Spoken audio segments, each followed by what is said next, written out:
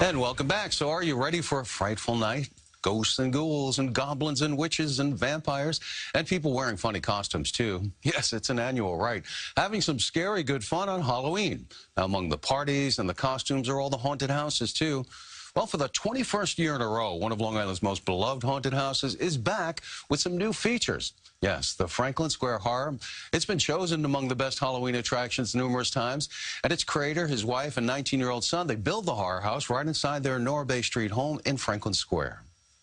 21 years, and you know, I like to see everybody get scared and stuff, and it's cool.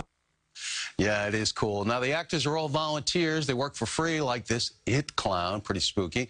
And many of the actors are neighbors and friends. Joseph Allocco is a local artist who designs many of the hideous creatures himself. And there's a good cause behind it all. Donations from visitors on Halloween night to get a good fright are passed on to help to pay for the all-important, much-needed field of further autism research. And so, Joseph Allocco, welcome to the show. Thanks for having me, Rich. You're always smiling, and yet you have the scariest thing around, right? Yeah, no, a lot of people tell me that. So what's new this year? Was it the Clown? Is that new? The It Clown is new this year, yeah. I mean, I always do new props every single year, something new. But that's the big thing this year. And who plays that? That's a friend of mine, Roger. He was my friend Roger. He popped out, scared the heck out of me when I went through. He actually wants to hand out red balloons this year.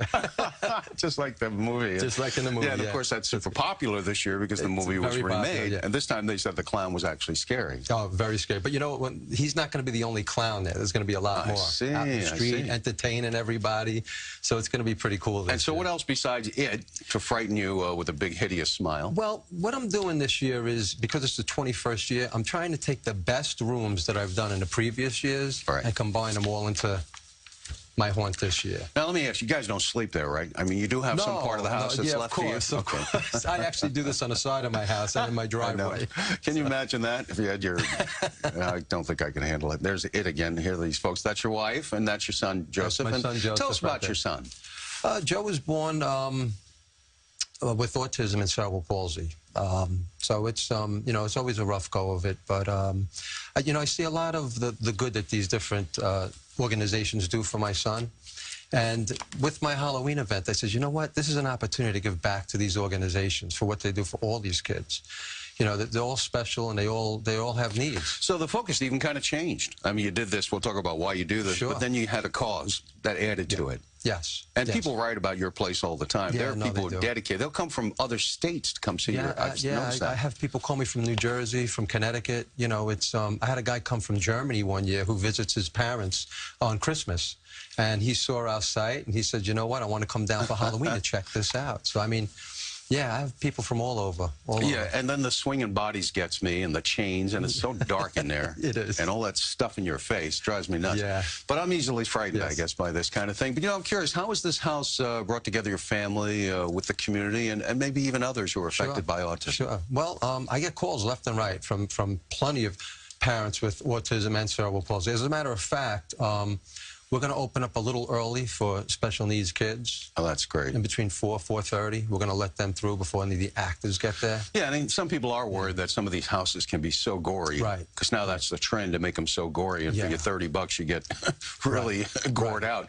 It's not really like that here. No, not at all. This is family friendly. It is. It is. There's a little bit.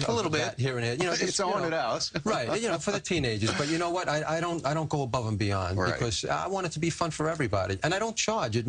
That's right. I just ask if you can donate. If you can, great. You know, it goes to a great cause. And that's great. Because you're spending some serious bucks on this. I mean, you told me off camera it's thousands of dollars, but you don't like to talk about that because you're kind of a humble guy.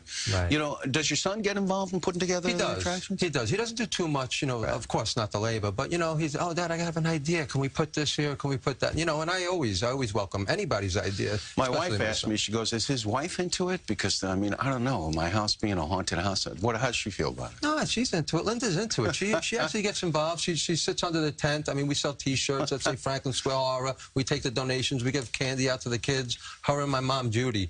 You know, that's their job. That's what they do. And Yeah, they make sure everybody's having a good time. And they are. And you should see it on Halloween. Well, people can get a chance to see it on Halloween night. There's quite a crowd that gathers. I've been there.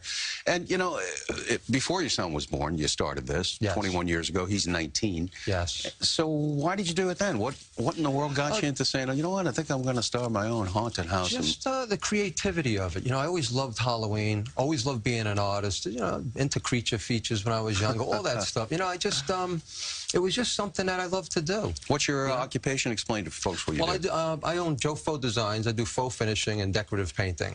So a lot of these are your own creations, right? You do it yourself? A lot of them, yes. Oh, yeah. I mean, people will donate props to me, you know, that they're going to throw out or something like that, and I'll buy a bunch myself, but I always try to make it my own by repainting them. And there's some like that this year? Yes, there's a lot like that. You can count on that. Yes. Do you still have the chainsaw? Because that was always very popular. That's me. Since I've started this, I've been chasing the kids around with the chainsaw up and down the block, and, you know, they'll actually chant when I have my little break and I go in the back, chainsaw, you know, they chant, and I have to come back out, and, you know, so there's no rest. So how did you come up with the name Franklin Square Horror? Well, we live on Long Island, and there was a pretty popular haunted house in Amityville. The Amityville Horror, yes. So, you know, I says, you know what, Franklin Square Horror has a nice little ring to it, you know, and I was always a big fan of that story. So why do you do this? I do it for the love of Halloween, and I also do it for the love of children with autism and cerebral palsy. I mean, that's what it's grown into.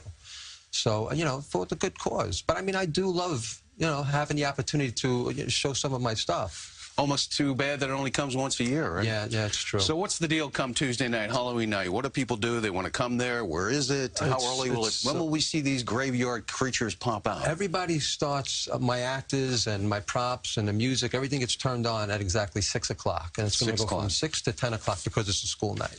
I don't know. I didn't see the forecast. I don't know. Hopefully you get... No, it looks like it's going to be good. Oh, yeah, that's right. It's going to be a beautiful night. It's going to be a nice night. But that never stops people anyway, right? No.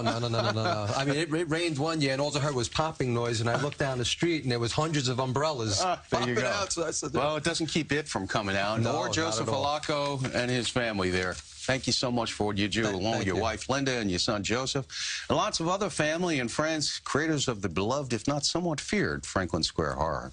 So, Joe, have a beautiful time. Thanks, Rich. Thanks for having me. I had to practice that. And before we go, nothing scary here, rather the heartwarming home...